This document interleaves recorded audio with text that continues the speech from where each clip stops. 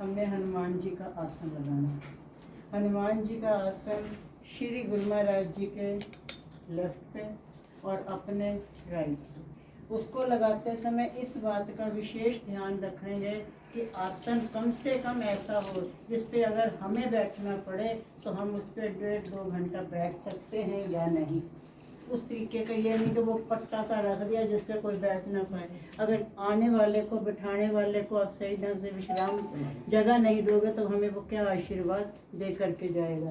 पूरा आसन लगाया जाएगा। उस आसन में इसमें नीचे गद्दी लगी हुई है और गद्दी के ऊपर जो है ये वस्त्र हैं लाल लाल पीला कोई भी बिछा लो, इससे कोई लेना देना नहीं है। लेकिन ये आसन है क्योंकि यहाँ पे सामूहिक होते रहते हैं, इसलिए ये एक आसन परमानेंट बना हुआ है, वो बीच में चलता रहता है।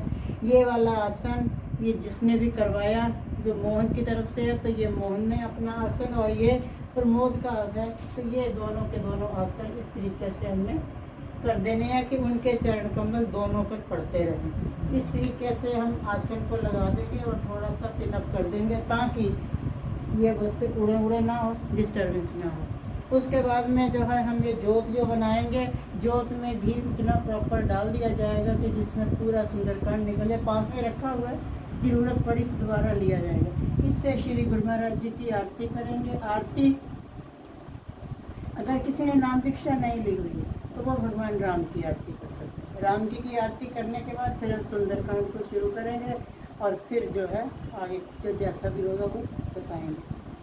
तो अब आरती करते हैं श्री गुरु महाराज जी की। पंखा बंद कर दो।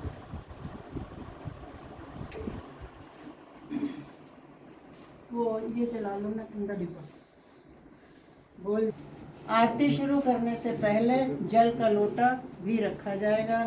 तो वो यहाँ पर क्योंकि सामूहिक होते हैं तो आप कोई ऐसी बात नहीं, इसके इकट्ठे चल रहे हैं 10 करने 11 करने 12 करने हैं वो अलग बात है, लेकिन इनका एक ही है तो इसके में नारियल चढ़ेगा। अगर वैसे चल रहे हैं कि हाँ मतलब 21 22 23 जो भी करने हैं तो फिर नारियल की ज़रूरत नहीं है। तो अगर वैसे है तो उसमें नारियल रख करके नारियल के ऊपर जो है ये करके इसको ढक दिया जाएगा ऐसे करके, और इस जल को वैसे हम ढक्कन से नहीं ढकेंगे। ठीक है। बोल जयकारा। बोल मेरे श्री गुरु महाराज की जय। बोल सच्चे दरबार की जय।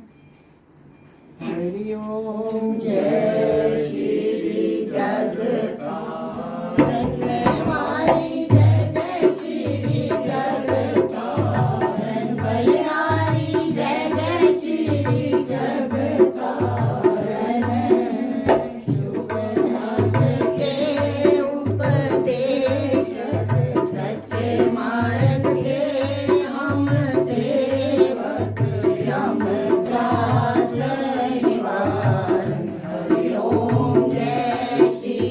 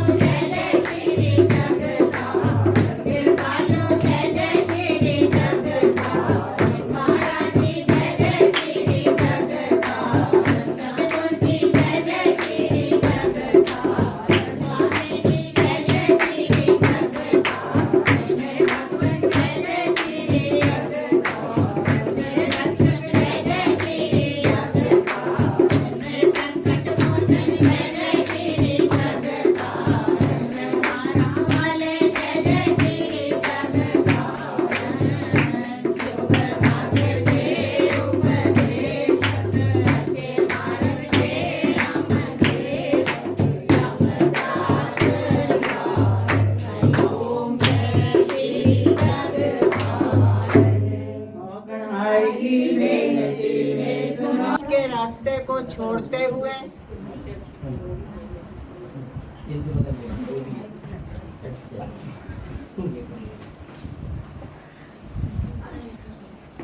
बीच के रास्ते को छोड़ते हुए सब लोग अपनी अपनी जगह पर बैठ जाएं और कृपा करके सब सिर ढक के रखें और आने वालों पर भी ध्यान रखें। जो भी कोई आए वो आकर सिर ढक के बैठे। अब हम हनुमान जी का आह्वान करते हुए सुंदरकांड का प्रारंभ करेंगे। बोल जयकारा बोल मेरे श्री गुरु महाराज की जय। बोल साचे दरबार की जय। नंगली निवासी भगवान की जय। परमहंस दयाल महाराज की जय। कथा प्रारंभ होते हैं, सुनो वीर हनुमान रामा, सुनो वीर हनुमान। आसन आने विराजिए, सहित सियावर राम, जय जय राम। मेरे प्रभु राम, जय जय राम। मेरे मन बसियो सीताराम। सो तुम जानो अंतर्यामी, पूर्वं मोर मनोरथ स्वामी। सो तुम जानो अंतर्यामी, पूर्वं मोर मनोरथ स्वामी। शांतं शाश्वतं परमेमग्नं निर्वाण शांति प्रदं ब्रह्मा शंभु फणीन्द्रिय सेव्यमनिष्ठं वेदांत वेदं विभुं रामाख्यं जगदीश्वरं सुरगुरुं माया मनुष्यं हरिवन्देहं करुणाकर रघुवरं भूपाल चूड़ामणिं नानास्त्रय रघुपते गिरिशे सत्यं वदामि चिरकालं किलरात्मा भक्त्या प्रत्यक्ष रघुपुण्डं निर्भरा मे कामादिदोषरहितं कुर्मात् अतुलित बलिधामं हिं शैलावदें धनुर्धरशानं ज्ञाननामग्नं सकल गुणनिधानं मातरमधीशं रघुपति प्रियभक्तं वादिजातं नमामि। नामवन्त के भजन सुनाए, सुनन मंत्र ले अति भाई। सब लगतों करतों मोहि भाई, से दुख करतों मूल फल खाई। जब लगी आओ सीता देवी, होई काज में हर्ष विशेष। एक नाई सबनी को माता, चले हर्षि धर माता। सिंधु तीरे भूधर सुंदर, भौतक भूत चढ़े ऊपर। बार बार रघुवीर समारे, करके मोहन बने बलहारी।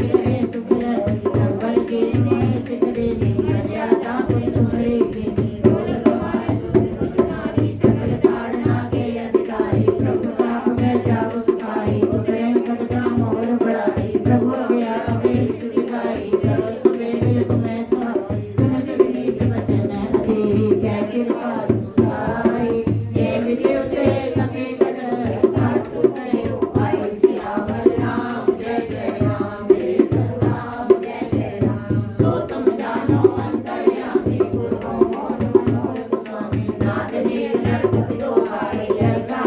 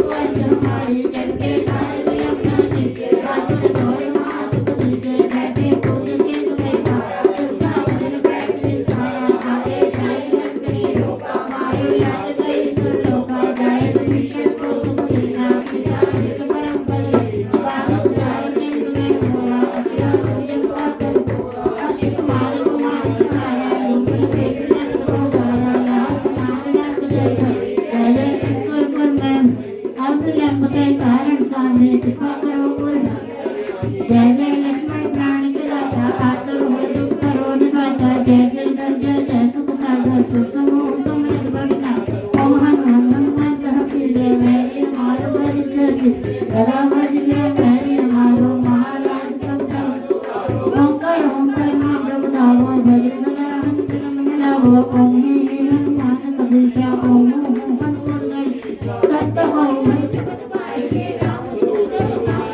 जय जय जय हनुमान राजा दुपा जन राजा तुमने मैं तारा ले जाना तो दास तुम्हारा अनुपवन मंत्री तुम्हारे भजन में पदनाई पाए करो कर जोर मनाओ ये अवसर जय अनिल कुमार बलवंता शंकर सोन तीर बलवंता करार काल कुल राम सहाय भूत प्रेत पिशाच निशाचर कभी तार ये मारुत शब्द राखनाथ मर्यादा नाम के जन्म सुधारे दास कहाओ ताकि शब्द भी हमें जय जय जय लोक प्रकाशा सुमृत हो शरण शरण का जोर मनाओ कई अवसर योग कहतो रावो उठ उठ जल जो नाम दवाई पाए परो कर जोर मनाओ ओम चल चल चल चल चलता ओम मनता ओम हाथ में चल चल ओम चल चल अपने जन को तुलते पारो सुमृत होए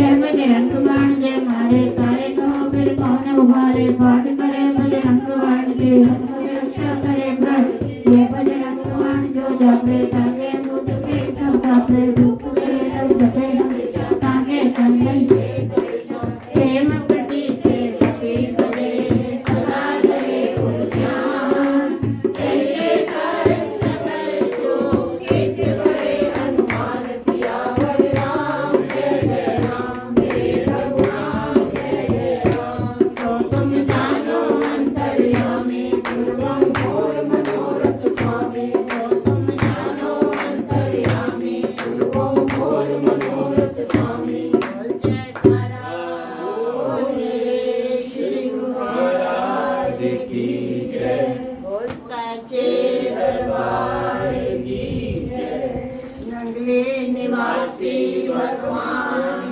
की जय बोल मेरे श्री गुरु महाराज की जय बोल साचे दरबार की जय नंगली निवासी भगवान की जय दयालु परमहंस दयाल जी महाराज की जय घट घट वासी भगवान की जय इष्ट देव भगवान की परम प्रिय आत्मा अभी हम सब ने मिलकर सुंदरकांड का पावन पाठ किया।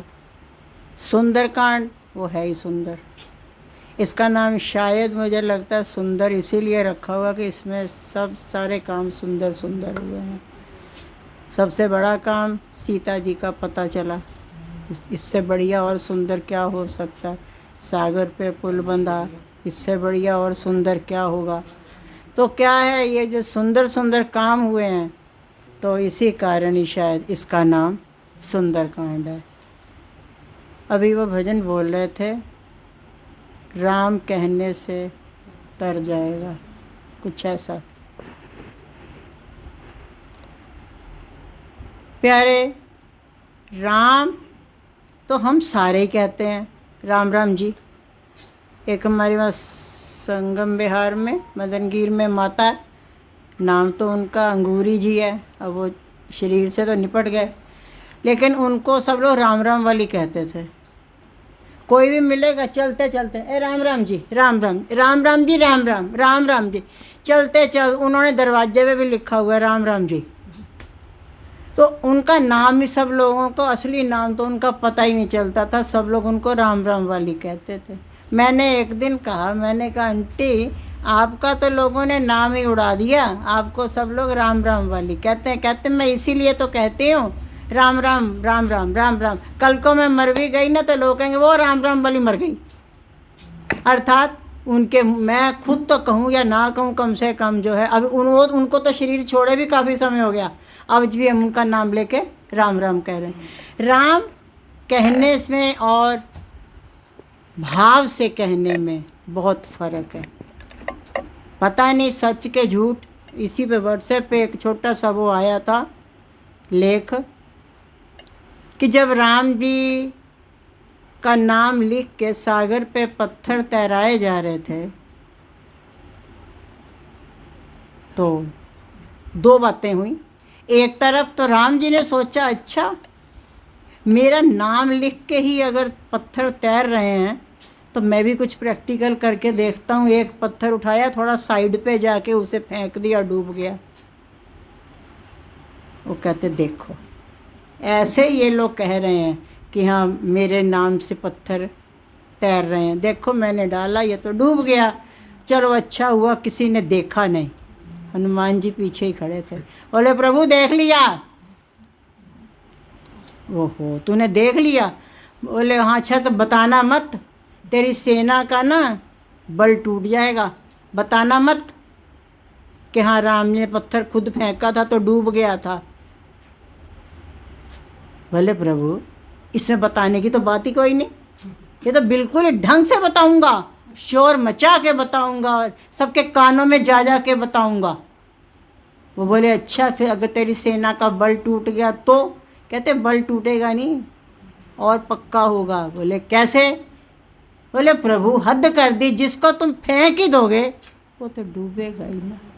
पार होगा वही जिसे पकड़ोगे राम, पार होगा वही जिसे पकड़ोगे राम, जिसे छोड़ दोगे और जिसे छोड़ दोगे वह तो डूब जाएगा, जिसे छोड़ दोगे वह तो डूब जाएगा। उधर रावण को लगा अच्छा राम का नाम लिखने से ही पत्थर तैर रहे हैं। वो हम पत्थर कह रहे हैं, वो पत्थर नहीं थे, पूरे पूरे पहाड़ आए थे।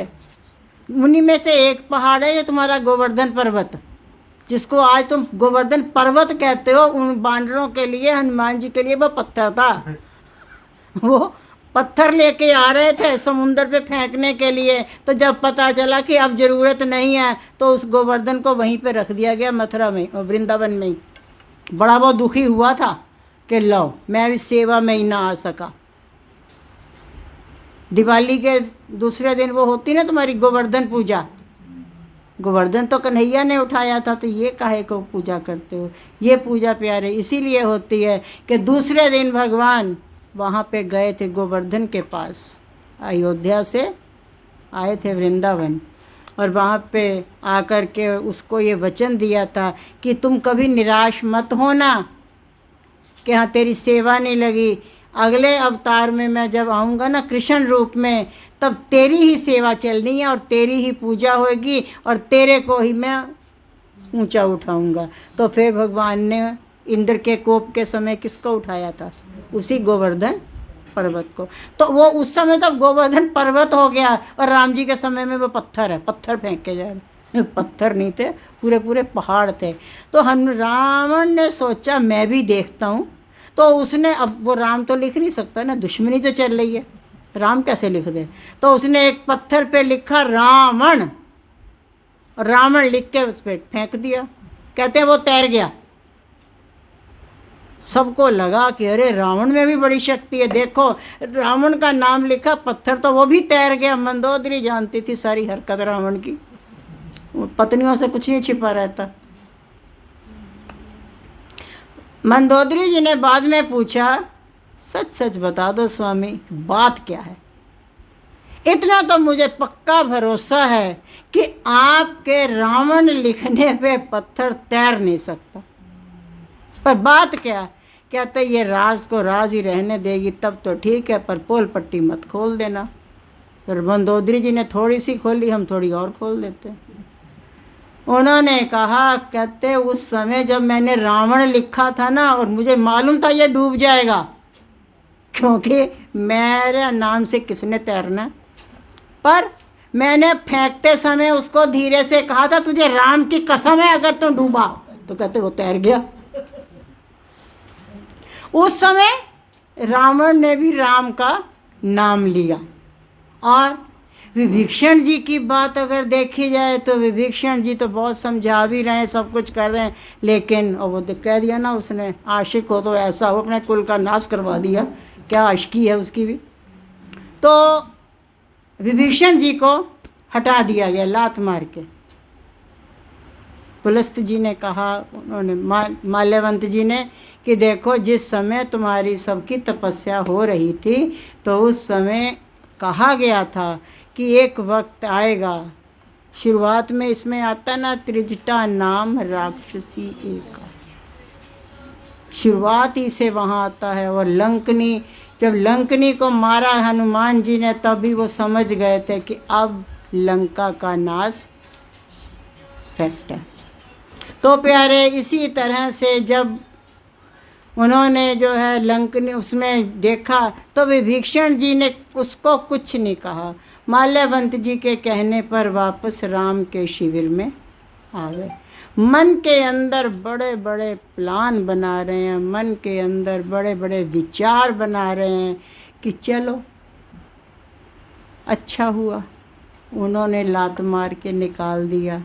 अब कोई मेरे को ये नहीं कहेगा कि हाँ लंका को छोड़ के आया है, तो मैं साफ कहूँगा भाई उसने मुझे मार के निकाला है, मैं निकला नहीं हूँ। और मन में ऐसे ऐसे विचार बनाए हैं, पढ़ते हो आप इसमें, जिन पायन के पादुके भरत रहे लिवलाय, ते पद आज विलोक हूँ, इन नैनन अब जाय सियावर राम। जिन पायन के पादुके, पायन चरण कमल, जिन चरणों की पादुका का भरत जी ध्यान कर रहे हैं, जिन चरणों की पादुका को हृदय में बसाकर वो अयोध्या का राज संभाल रहे हैं। क्या बात है, आज हम साक्षात उन चरणों के दर्शन करेंगे। और वहाँ पे बड़े बड़े प्लान बना करके मन के अंदर, अब राम वो भी लिख रहे हैं, राम उन्होंने भी कहा, और मन में बड़े बड़े विचार बना रहे हैं राम के प्रति, एक से एक, एक से एक। अच्छा मैं दर्शन करूँगा, अच्छा पता नहीं मैं छोटी जात का हूँ ना, राक्षस कुल का हूँ, वो मुझे संभालेंगे या नहीं संभालेंगे, वो मुझे अपनाएंगे कि नहीं अपनाएंगे, कोई बात नहीं, चलो मैं उन चरणों का ध्यान तो कर ही लूँगा, उनके तो दर्शन आज एक बार साक्षात कर ही लूँगा। बड़े बड़े विचार बनाते बनाते वहाँ तक पहुँच जाते हैं।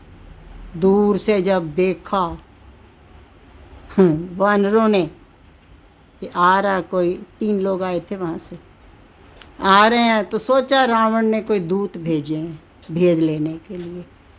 अब भगवान कि कैसा स्वभाव है, कैसा उनके अंदर विचार है। सब वानरों ने कहा हम इसको मारेंगे, इन्होंने, ये शायद दूध बन के आया है, हमारा भेद लेने के लिए आया है, ऐसा है वैसा है, ये है वो है। लेकिन भगवान कहते हैं कि नहीं, कोई भी काम करने में जल्दी मत करो, क्योंकि जल्दी का काम कभी कभी गड़बड़ हो जाता है। बात को विचारो, पहले बात को सोचो, उसके बाद में फिर जो होगा देख लेंगे, आने दो। अगर तो ये वो हमारा भेद लेने के लिए आया है या कुछ, तो उसके लिए तो हमारा लक्ष्मण ही काफ़ी है, उड़ा देगा सबको, कोई दिक्कत की बात नहीं। और अगर मेरे साथ वो दोस्ती करने के लिए आया है तो मैं उसकी दोस्ती अपने प्राण देकर भी निभाऊंगा। हमारे पास कोई हमारा दुश्मन का बंदा आ जाए, अंदर नहीं घुसने दोगे, कहोगे दिमाग खराब, निकल यहाँ से। पर वो इसीलिए महान है, इसीलिए भगवान है, उन्होंने कहा आने दो, देखते हैं उनके मन में क्या चल रहा है। उसके मन की बात को जानने के बाद जो डिसीजन लेना होगा लेंगे। लेकिन जब उन्होंने देखा कि ये तो आके फटिक शिला बैठे, दो भाव दूर से जब देखा कि फटिक शिला, फटिक जो है, फटिक एक बहुत ही प्यारा सा पत्थर होता है, उस शिला के ऊपर बहुत दूर से ही चमकता है। तो जब देखा कि वो उस स्फटिक पत्थर पर बैठे हुए हैं, दूर से देखा, आसमान से ही नतमस्तक हो गया और वहीं से प्रणाम करते हुए तीनों के तीनों नीचे उतरते हैं और नीचे आकर के उन्होंने जो है प्रणाम किया। और सब सावधान थे, अगर आक्रमण करेंगे तो देखेंगे हम, पर अभी उन्होंने कुछ नहीं ऐसा किया। एक तरह से मित्रता की हाथ बढ़ाया और उन्होंने भी क्या कर दिया, आते सार आइए लंकेश। विभीषण जी घबरा गए, लंकेश मैं, वो तो रावण है, मैं लंकेश कैसे हो सकता हूँ। वो कहते बस कह दिया तो कह दिया। जो संपदा शिव राम ने दीन दिए 10 मात, सोई संपदा विभीषण सकुच दीन रघुनाथ। जिस संपदा को, जिस संपत्ति को शिवजी महाराज ने रावण के 10 सिर कटने पर दिया, वही संपत्ति भगवान ने सहर्ष खुशी से विभीषण को सौंप दी है और उसको अपने ही शिविर में शामिल कर लिया। तो प्यारे, करते करते लेकिन क्या होता है, कभी कभी जीव को अहंकार भी होने लग जाता है। सो विभीषण जी को भी हो गया कि हाँ, अगर मैं ना होता तो मेरे भाई का वध नहीं हो सकता था। अम्मी ने तो सारा कुछ बताया था। उसके बाद में उनका दोबारा जन्म हुआ, इस कलयुग में भी मिले हैं। अभी कुछ समय पहले उनका शरीर छूटा और अभी हाल फिलहाल में उनकी पत्नी का शरीर छूटा। बड़े अच्छा स्वभाव था और हमेशा हंस के बोलना, हमेशा उनके साथ आप कोई भी बात कर लीजिए और वो कभी भी किसी की बुरा, अगर मान लीजिए ये कह देना कि देखो अंकल ये ज्योति ने ऐसे किया ऐसे किया, वो ये नहीं, तुम्हारी हम औरतों में होता है ना, हाँ हाँ में हाँ मिला के बात में प्रपंच बनाना, वो छूटते ये बात कहते थे, अरे छोड़ो, खुद अच्छे बन के देखो, दूसरा जैसा है वो जाने। मतलब वो स्वभाव उनका अभी भी चल रहा था। तो प्यारे, विभीषण जी बाद में सब जानते हैं, हो गया रावण वध, हो गया, सब हो गया। बाद में उनको लंका का राजा भी बना दिया गया, लक्ष्मण ने जाके राज तिलक भी कर दिया और युग पलटा और धीरे धीरे भगवान भी इधर आ गए। एक बार एक घटना घटती, ये बात तो सब जानते हो कि कैसे कैसे विभीषण जी के द्वारा ये हुआ। फिर एक बार क्या हुआ, काफ़ी समय निकल गया तो उसी समुद्र में, लंका वाला जो समुद्र है, उसी समुद्र में एक शिप सामान से भरी हुई एक व्यापारी की जा रही थी और अचानक वो जो शिप है भंवर में फंस गई। और जैसे ही वो भंवर में फंसी तो किसी ने कहा कि किसी एक की बलि देनी पड़ेगी और बलि जो दोगे तभी ये शिप सही होगी। तो उसी नाव में एक, जरूरी तो नहीं कि अब एक नाव, गाड़ी के अंदर एक, गाड़ी का जो एक डिब्बा होता है या बस होती है, क्या उसमें एक हम ही होते हैं? हमारे अलावा और भी 52 सवारियाँ होती हैं, है ना। तो बहुत से लोग थे, तो उसी में ना एक बड़ा सीधा सा बंदा बैठा हुआ था। तो लोगों ने सोचा कि हम इसी को फेंक देते हैं, इसकी बलि दे देते हैं तो हमारा जहाज़ किनारे लग जाएगा, और उसको फेंक दिया। इत्तेफाक से जहाज़, शिप उनकी आगे निकल गई और वो वहीं पर ही डूब गया। वो जैसे ही डूबने लगा तैसे ही जो है कुछ चोरों ने पकड़ा उसको और पकड़ के उसको किनारे पे ले गए। और किनारे पे ले गए और उसको कुछ देखा दाखा, उसको कुछ मिला मुला नहीं, और उन्होंने वापस उसको फिर पटक दिया। और वो समुंदर तो अपने पास, समुंदर की एक तारीफ़ है, अगर कुछ उसमें कोई गिर जाए, डूब जाए तो वो डूबेगा नहीं, वो 1 2 3 4 किसी न किसी लहर में वो पटक के बाहर कर देगा। समुद्र अपने अंदर कुछ भी नहीं रखता है। तो वो धीरे धीरे वो लहरों में गोते खाता खाता लंका पहुंच गया।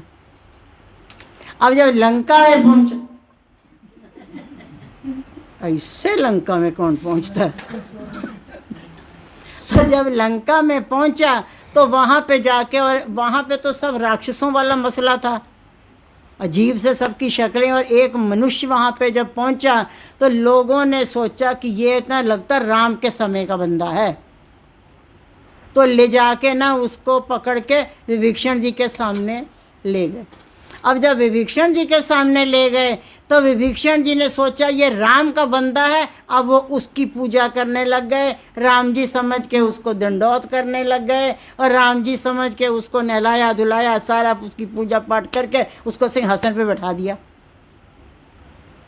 राम जपने से तर जाएगा, पर भाव की बात। अब वो विभीषण जी की जब बात रही, उन्होंने उसको जो है बिठाया और पूरी पूजा वूजा की, उसके आगे खाना आना भी रखा बेचारे के।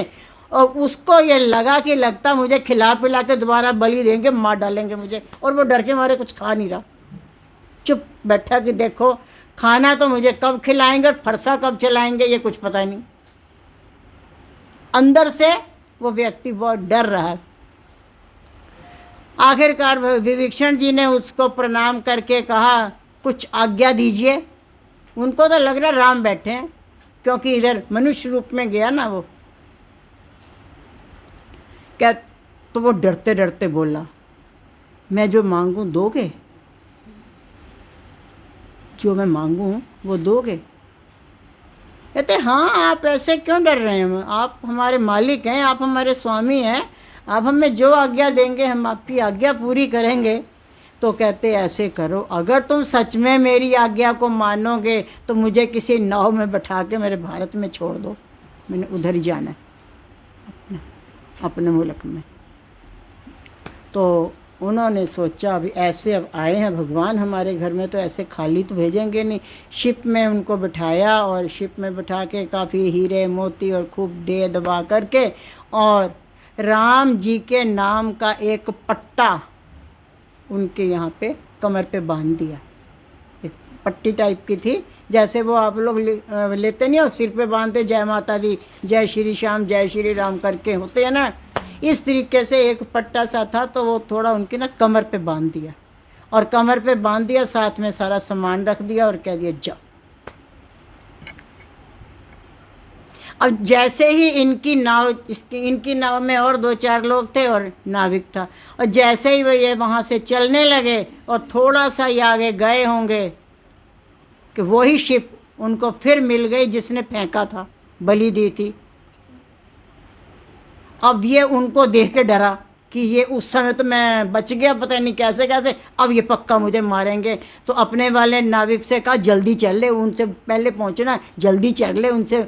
वो बोला ये समुद्र का है मामला, कोई नदी नहीं है, समुद्र है, समुद्र में लहरें चलती हैं, लहरों के हिसाब से चलना पड़ेगा, आप बेफिक्र रहिए, वो आप तक नहीं पहुंच पाएगा, ये मेरी गारंटी रही। तो ये वहाँ तक पहुंच गया, और जैसे ये पहुँचे तो वहाँ पर जो है पहुँच के पीछे वो भी आ गए, दोनों शिप एक साथ इकट्ठी हो गई। उन्होंने कहा सबसे पहले तो आप हमको इस बात की माफ़ी दीजिए कि हमने आपको नदी में, समुद्र में फेंका था, क्षमा चाहते हैं। बोले बस ठीक है, क्षमा कर दिया, अब मत कुछ करना, मेरा बहुत हो गया, मतलब तुम सोचो कि उस समय बच गए तो अब हम दोबारा फेंक देंगे, कृपा करके ऐसा ना करना हमारे साथ। बोले नहीं, ऐसा कुछ नहीं करेंगे, पर आप ये बताइए कि आप वहाँ से बचे कैसे? बचे कैसे? कहते पता नहीं, राम जपने से तर जाएगा। अगर एक राम का नाम लिखने से पत्थर तैर सकते हैं, तो मुझे लगता है कि ये राम नाम का ये जो पट्टा मेरे पेट पे बंधा हुआ ना, लगता इसी ने ही मेरे को पार किया है। तो क्या है, विभीषण जी ने बड़े प्यार से बांधा, और ये भी इन्होंने डर से, ये तो डर से बांध लिए, तुम कुछ भी करो पर अब मेरे को भेज दो यहाँ पे, ये खिला पिला के मेरी कुर्बानी मत दे देना। इनको तो अपनी पड़ी, इन्होंने डर से बांधा, विभीषण जी ने प्यार से बांधा, और ये अपने लक्ष्य तक पहुंच गए। भगवान को तुलसीदास जी ने एक जगह कह दिया है कि मेरे राम को रीझ भजो या खींच, चाहे तो गुस्से में भजो। रावण ने भजन तो उन्हीं का किया, एक इसमें दिखाते हैं, आपने पढ़ा, इसमें ना भी दिखाएं तो भी पढ़ा ही है, राजा पौंड्रक। भगवान की तरह उसने 4 हाथ बना रखे हैं, नकली 2 लगा रखे हैं, सुदर्शन चक्र और गदा पद्म सब ले रखा है, और दाऊ जी भी बने हुए हैं और रुक्मणी भी बनी। कैसी कौन सी चीज़ है जो द्वारिकाधीश के पास हो और पौंड्रक के पास ना हो? और उनको जो है रुक्मिणी कहती है प्रभु आप इसका इलाज क्यों नहीं करते? कहते कैसे करूं, मेरा ही तो भजन कर रहा है। और तुम्हारा भजन कर रहा है? कहते हाँ, कृष्ण ने बांसुरी बजाई मैं भी बजाऊंगा, कृष्ण ने ये किया मैं भी करूंगा, वो ये करता है तो मैं भी करूंगा। तो उसकी वाली रुक्मिणी जिसका नाम तारा है, उसने कहा कृष्ण ने गाय चराई थी, जाओ तुम भी चरा के आओ। कहते वो बचपन की बातें थी, अब थोड़ी ना चराएगा वो गाय, बात तो अभी वाली कर। जो मतलब का काम है वो कर लिया, और जो नहीं मतलब का वो, अब रास भी तो बचपन में रचाई थी, तो ये पौंडर कब क्यों रचाने लगा? जो मतलब का काम था वो कर ली। तो क्या बोलो कृष्ण ने तो चोरी की थी मक्खन की, तुम भी घर घर जाओ मटकी फोड़ो। बोले नहीं नहीं, वो बचपन की बातें हैं तारा, समझा करो। कैसी बात करती हो, बचपन का काम अब बचपन में थोड़ी ना होगा, बचपन का काम बचपन में हुआ, अब बचपन का काम बचपन में ही होगा। तो कहने का है प्यारे कि भगवान कहते हैं तुम हमारा सिमरन करो। तो जब कहते हैं कि जब ये राम लंका में ये युद्ध सारा समाप्त हुआ था ना, तो भगवान एक चीज़ दिखाना चाहते थे, और उस चीज़ को दिखाते हुए जितने भी दैत्य मरे हुए थे, नारद जी से सलाह करके मुनि शुक्राचार्य जी को ये कहलवाया कि इन सब के ऊपर आप अमृत छिड़कवा दीजिए ताकि ये सब जीवित हो जाएं, वंश नाश ना हो। क्योंकि जेंट्स तो बचा ही कोई नहीं थे, विभीषण जी बचे थे, सारे मर खप गए। बच्चे जो थे, बच्चे भी, उन बच्चों ने भी कुर्बानियाँ दे दी थी, कोई भी नहीं था। तो आगे जो है लंका में चलाने के लिए तो शुक्राचार्य जी से नारद जी के पास उनका आह्वान किया, और नारद जी ने जाके शुक्राचार्य जी से कहा कि थोड़ा सा तो इधर वानरों पे अमृत छिड़कवा दो, और थोड़ा सा जो अमृत है इधर दानवों पे छिड़कवा दो जो शहीद हो चुके हैं। तो भगवान क्या दिखाना चाह रहे हैं कि जैसे ही वो अमृत दानवों पे छिड़का गया, वो सारे जीवित हो गए, सब जीवित हो गए, पर वानरों में से कोई भी नहीं उठा। विभीषण ने पूछा प्रभु ये क्या, इधर से एक भी वानर जिंदा नहीं हुआ, और इधर तो सारे लगभग जो है जिनका संस्कार नहीं हो पाया था सब जीवित हो गए हैं, और ये क्या बात है कि राक्षस जिंदा हो गए और इधर वानर वगैरह ये नहीं जिंदा हुए? बोले हाँ, आखिरी मरते समय में ये सब दानव क्या चिल्ला रहे थे, कहाँ राम, कहाँ लक्ष्मण, बुलाओ उनको, लाओ राम को, मारो राम को, ये करो राम को। और ये क्या, कहो रावण, लाओ जी उसको मारेंगे। तो कहते ये उनका चिंतन कर रहे थे। तो राक्षस का चिंतन करने के में जो मरते हैं वो कब मुक्ति को प्राप्त होते हैं, कब वो अमर होंगे। लेकिन जो आखिरी दम पर भी राम का चिंतन करते रहे, कहाँ लक्ष्मण, कहाँ राम, लाओ पकड़ो, पकड़ो हनुमान को, पकड़ो सुग्रीव को। तो कहते जो हमारा चिंतन कर रहे थे वो सब के सब जीवित हो गए। भगवान इस बात से ये सिखाना चाह रहे थे कि हमें अपने जीवन की जो दिनचर्या है वो इस ढंग से बना लेनी चाहिए कि कम से कम आखिरी समय में हमारा विचार ना भटके। हमारा सारा जीवन किधर से किधर, किधर से किधर, किधर से किधर, किधर से किधर बिखरता चला जाएगा, और फिर आखिरी समय में भगवान का चिंतन कैसे आएगा। बहुत बार सुनी है, स्वामी जी ने भी सुनाई है कि पता चला सेठ के 4 बेटे हैं और सारे के सारे उसके पास हैं। पत्नी को पूछा सेठ ने, और फलाना बड़ा बेटा आ गया? बोले हाँ आ गया। छोटा आ गया? पत्नी बड़ी खुश हो रही है कि शुक्र है, कभी ज़िंदगी में नहीं पूछा बेटों को, और आज बेटों के बारे में पूछा जा रहा है। हाँ हाँ आ गया, ये भी है, ये देखो, ये खड़ा, ये खड़ा, ये खड़ा। तो उसको बड़ा गुस्सा आता है। बोले सब यहीं खड़े हैं तो वो उस कमरे में लाइट क्यों जला रखी है? इतनी बात क्या के शरीर छूट गया। अरे तुम मर रहे हो, तुम्हारी ज़िंदगी की लाइट बंद हो रही है, तो उस लाइट को क्यों रो रहे हो भाई? क्योंकि सारा जीवन उसी चिंतन में रह गया, तो फिर आखिरी समय में भी नहीं मालिक का चिंतन आ पाता। तो भगवान उन समय दानवों को फिर से सजीव करके 2 बातें थी। एक तो ये दिखाना चाह रहे थे कि आखिरी समय में हमारा ध्यान जिस तरफ रहेगा उसी गति को हम प्राप्त हो जाएंगे, और दूसरा वो क्योंकि उधर सारे वंश खत्म हो गए थे, इसलिए उन्होंने कुछ एक दानवों को जिंदा करवाया था।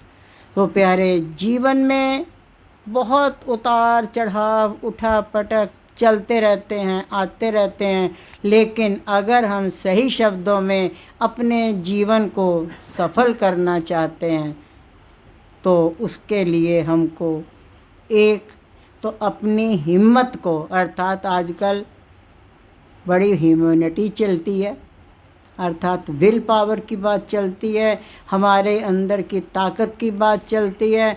वो बेशक तुम जो है वैक्सीन लगवा लो, बेशक तुम कितने ही इंजेक्शन ठुकवा लो, वो जो विल पावर है वो तुम्हें तुम्हारे अंदर से मिलेगी, ये इंजेक्शनों से मिलने वाली नहीं है। अगर इंजेक्शनों से ही मिलने वाली होती तो उसके बावजूद फिर क्यों कहते हैं मास्क लगाओ जी, दूरी बनाओ जी, ये करो जी, वो करो जी, ऐसे करो जी, वैसे करो जी, क्योंकि ये नकली ह्यूमैनिटी आई हुई है। असली अगर विल पावर हमारे अंदर आ जाएगी, वो सिमरन से आएगी, वो ध्यान से आएगी, और वो जब हमारे पास आ जाएगी उस दिन हमारा मामला फतेह ही फतेह रहेगा। और हमको फिर कोई भी, हम उसी परमात्मा के घेरे के बीच में ही रह रहे हैं, लेकिन उसके बावजूद भी हमें समझ में नहीं आता हम हैं कहाँ। एक बार दो बंदे आपस में झगड़ रहे थे, एक कहता जी धरती गोल है और दूसरा कहता जी धरती चपटी है। लड़ पड़े, नहीं नहीं गोल है। दूसरा कहता गोल होती तो हम गिर ना जाते, चपटी है, देखो चपटी नहीं है। काफ़ी देर तक भिड़ते रहे, इतने में जो गौरव आ गया। गौरव से कहा भी चलो ये भाई साहब कुछ पढ़े लिखे हैं, इनसे पूछते हैं कि जो है धरती हमारी गोल है या चपटी है। पूछा, भाई साहब आप बताइए, हमारा झगड़ा चल रहा है, आप बताइए कि ये धरती है ये गोल है या चपटी है। कहता किसी और से पूछो, मैं तो यहाँ का रहने वाला नहीं हूँ ना। अब बताओ ये कौन से नक्षत्र से आया जहाँ धरती ही नहीं है।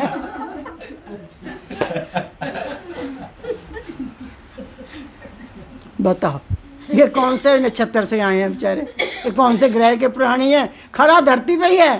कहता किसी और से पूछो, मैं इस ग्रह का, मैं यहाँ का हूँ नहीं, बाहर से आया हूँ।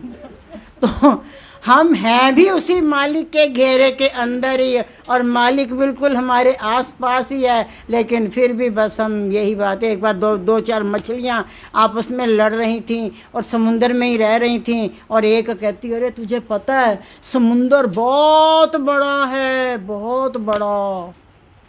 दूसरी बोली ना, हमने भी सुना है कि जो हमारे दादा परदादा जो थे ना, वो बताते थे समुंदर में तो बड़े बड़े मच्छ भी रहते हैं, बहुत बड़ा समुंदर है वो, बहुत बड़ा समुंदर है। तो तीसरी कहती अरे तो हम पता नहीं कब देख पाएंगे, क्योंकि वो भी किसी दूसरे ग्रह से आया होगा। तो प्यारे, जीवन, हनुमान जी की बात हो और हनुमान जी की कथा वाला हंसी मजाक ना हो, ऐसा कैसे हो सकता है। तो प्यारे, जीवन में सफलता को पाना हो और हमने जो है लक्ष्य की तरफ अपना ध्यान रखना है। और ये बात को हम हैं वहीं पर ही, समुंदर में ही हैं, और समुंदर के बारे में पूछ रहे हैं, धरती पे खड़े हैं और कह रहे हैं हम तो यहाँ के हैं नहीं भाई, कहीं और से पता कर लो जो यहाँ का वासी हो, हम यहाँ के हैं नहीं है, है ना। तो प्यारे, ज़्यादा नहीं कहते हैं, इस उसमें जो है टाइम की लिमिट होती है। श्री गुरु महाराज जी, भगवान राम, दादा गुरु महाराज जी और परम संत श्री हनुमान जी, आप सब जिस जिस भाव से यहाँ पे आए हैं और उनके पास बैठ के पावन सुंदरकांड का पाठ किया है, श्री गुरु महाराज जी आपकी हाजिरी कबूल करें और आपको आपके भावना के अनुसार वरदान दें। अब हम श्री हनुमान जी की पावन आरती करेंगे और उसमें केवल भाई लोग आगे आएंगे, महिलाएं खड़ी होकर के जो है केवल सत्संग आरती गाएंगी और हम सब मिलके जो है आरती उतारेंगे। आपको तो पता ही है, लेकिन फिर भी हम इस बात को रिपीट करते हुए कहेंगे कि हमें ये मालूम है आसन हमने बिछाया है हनुमान जी का, और अब हमको ये बात नहीं मालूम कि हनुमान जी कितनी बड़ी हाइट लेके बैठे हैं, वज्रासन पे बैठे हैं कि ऐसे चौंकड़ी लगा के बैठे हैं कि कैसे बैठे हुए हैं। तो उसमें हमें पता नहीं ना, अब हम आरती करें तो यूँ मारे खींच के गड़बड़ हो जाएगी। इसलिए हम दूर से उनकी आरती करेंगे, दूर से ही उनको भोग लगाएंगे और हम दूर से ही उनको प्रणाम करेंगे। इसी के साथ ही वाणी को विराम देंगे। बोलो जयकारा बोल।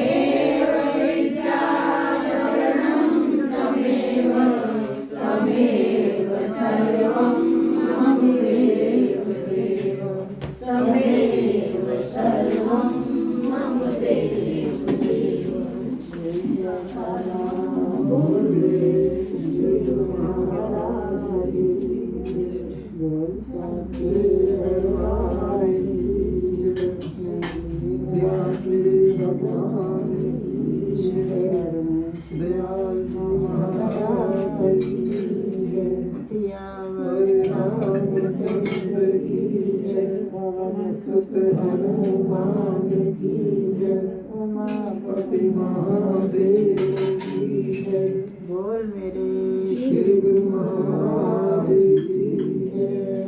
बोल जयकारा बोल मेरे श्री गुरु महाराज की जय।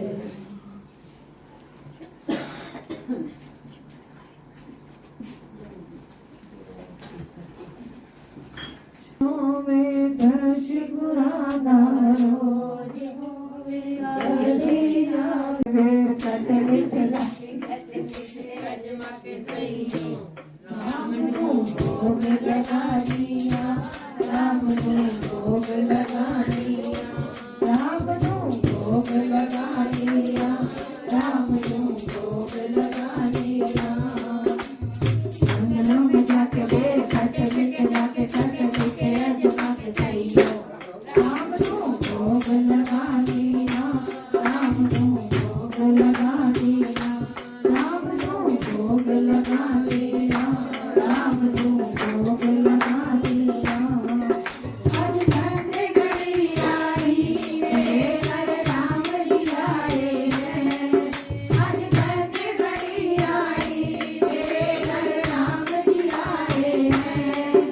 तेरी कुटिया से आके हाथ जगाए हैं, तेरी कुटिया से आके हाथ जगाए हैं। श्री राम जी की जय जय, हनुमान जी की जय जय, श्री राम जी की जय जय, हनुमान जी की जय जय, जय जय जयकार बुलानिया, हो जय जयकारिया। जंगलों में जाके खट बिट जाके खट बिट अजमा के सैयो, राम को भोग लगा दिया, राम को भोग लगा दिया, राम को भोग लगा दिया, राम को भोग लगा दिया। जंगलों में जाके खट बिट जाके खट बिट अजमा के सैयो, राम को भोग लगा दिया, राम को भोग लगा दिया, राम को भोग लगा दिया, राम को भोग लगा दिया। वो भाव के भूखे हैं, वो भाव से नाचे हैं, वो भाव के भूखे हैं, वो भाव से खाते हैं। भक्तों की पुकार सुन के वो दौड़े आते हैं, भक्तों की पुकार सुन के वो दौड़े आते हैं। विश्वनाथ कराते जय जय, हाथ कराते जय जय, विश्वनाथ कराते जय जय, हाथ कराते जय जय। ऐसी ऐसे लगानिया, भोग लगानिया। जंगलों में जाके खट बिट जाके खट बिट अजमा के सैयो, राम को भोग लगा दिया, राम को भोग लगा दिया, राम को भोग लगा दिया, राम को भोग लगा दिया। जंगलों में जाके खट बिट जाके खट बिट अजमा के सैयो, राम को भोग लगा दिया, राम को भोग लगा दिया, राम को भोग लगा दिया, राम को भोग लगा दिया। मेरे मन की आशा है दर्शन की चाहती हूँ, मेरे मन की आशा है दर्शन की चाहती हूँ। ओ राम है मेरे मैं उनकी दासी हूँ, ओ राम है मेरे मैं उनकी दासी हूँ। दंडवत करके जय जय, प्रणाम करके जय जय, दंडवत करके जय जय, प्रणाम करके जय जय। जय करने की जिनवानिया, भोग लगानिया, करे में कानिया। जंगलों में जाके खट बिट जाके खट बिट अजमा के सैयो, राम को भोग लगा दिया, राम को भोग लगा दिया, राम को भोग लगा दिया, राम को भोग लगा दिया। जंगलों में जाके खट बिट जाके खट बिट अजमा के सैयो, राम को भोग लगा दिया, राम को भोग लगा दिया, राम को भोग लगा दिया, राम को भोग लगा दिया। वो भाव के भूखे हैं, वो भाव से खाते हैं, वो भाव के भूखे हैं, वो भाव से खाते हैं। भक्तों की पुकार सुन के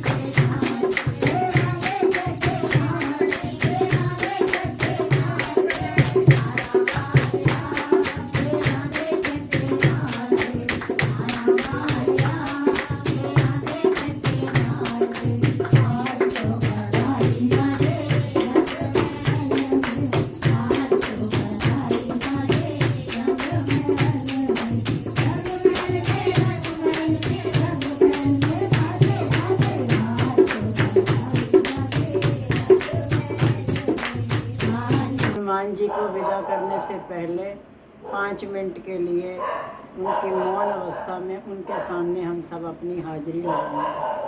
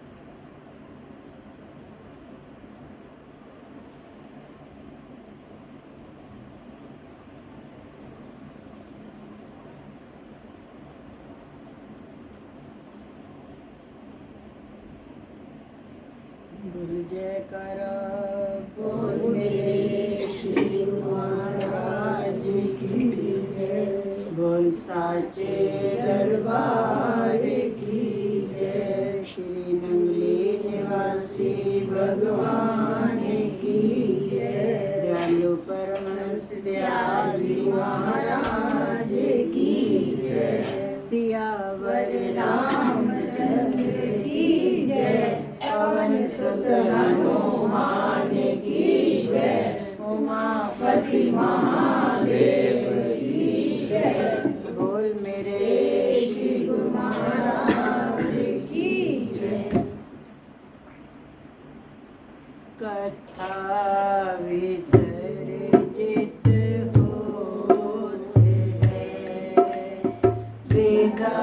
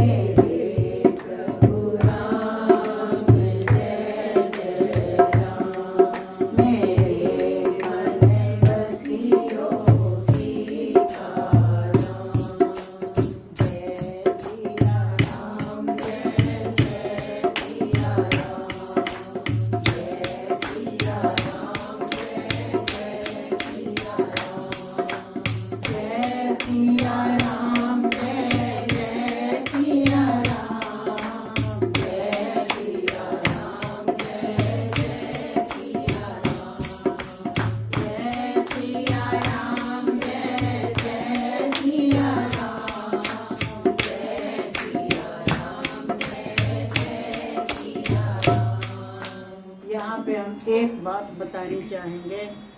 सुंदरकांड भी हुआ, रामायण भी होती है, तो एक कोई ऐसा दोहा होता है जिसको हम हर दोहे के बाद पढ़ते हैं।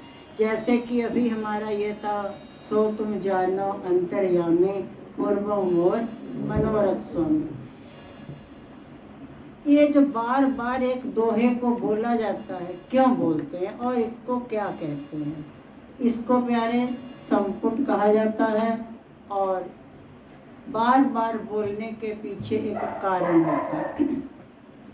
कभी कभी क्या होता है, जैसे अखंड रामायण हो या अभी भी जैसे सुंदरकांड हुआ, तो स्पीड से बोलते बोलते कभी कभी अशुद्ध पढ़ा जाता है। तो ये जो बीच में संपुट को बार बार बोलते हैं, तो हनुमान जी ने ये हम लोगों के लिए सुविधा रखी हुई है कि अगर हम हर दोहे के बाद संपुट को बोलते रहेंगे तो हमारा वो जो दोष है वो खत्म हो जाएगा। इसलिए, और ये संपुट कैसा होना चाहिए? अगर मान लीजिए जो है हम किस भाव से कर रहे हैं, अब हमने तो ये रख दिया सो तुम जानो अंतर्यामी पूर्व मोर मनोरथ। स्वामी प्रभु तुम अंतर्यामी हो, अब तुम जानो हमारा क्या मनोरथ है, या हम क्यों पाठ कर रहे हैं, अब तुम जानो तुम्हारा काम क्या नहीं। हकीकत ये होती है कि अगर राम जी के जीवन के अंदर एक ऐसी बात आई हुई है शुरू से लेकर आखिरी तक, उनके जीवन में वो सब घटनाएं घटी हुई हैं जो हम सब के जीवन में घटती हैं। मकान उन्होंने बनाया, तुमने मकान बनाया, उन्होंने झोंपड़ी बनाई थी वहाँ पे नंदीग्राम।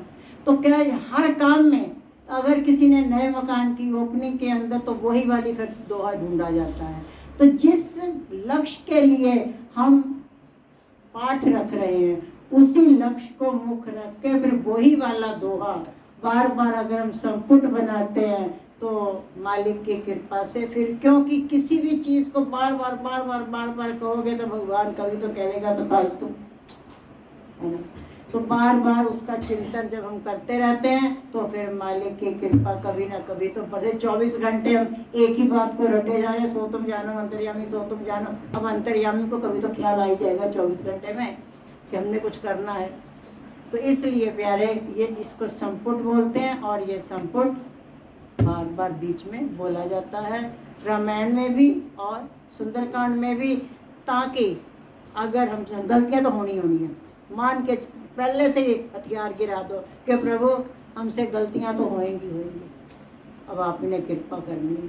जय सिया राम, जय जय सिया राम, जय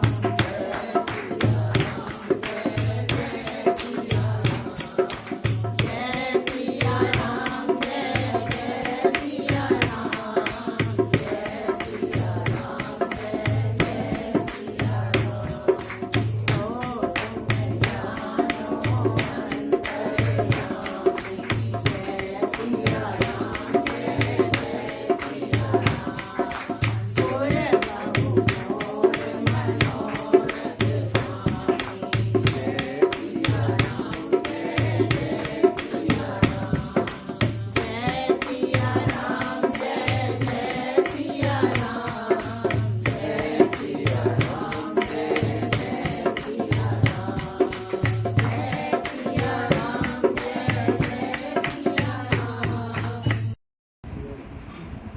और फिर बाद में उठे आप इज्जत से, एक करके आएंगे और आकर के जो है मालिकों को प्रणाम करेंगे और हनुमान जी के आसन पर प्रणाम करेंगे। और प्रणाम करने के बाद ये अपने अपने जो आपके आसन हैं इनको हम उठाएंगे।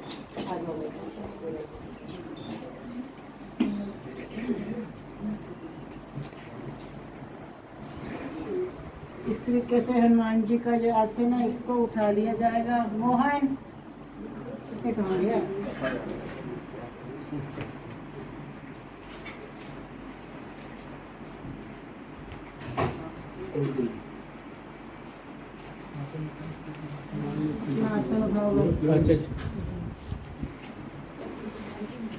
और ये लोटा उठाएं, अभी तो रोशनी ही है।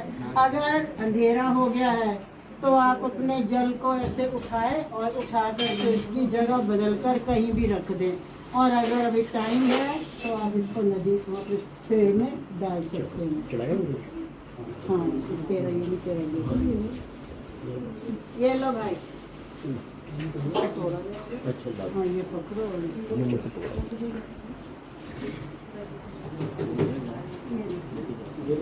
ये इसको पेड़ में डालना।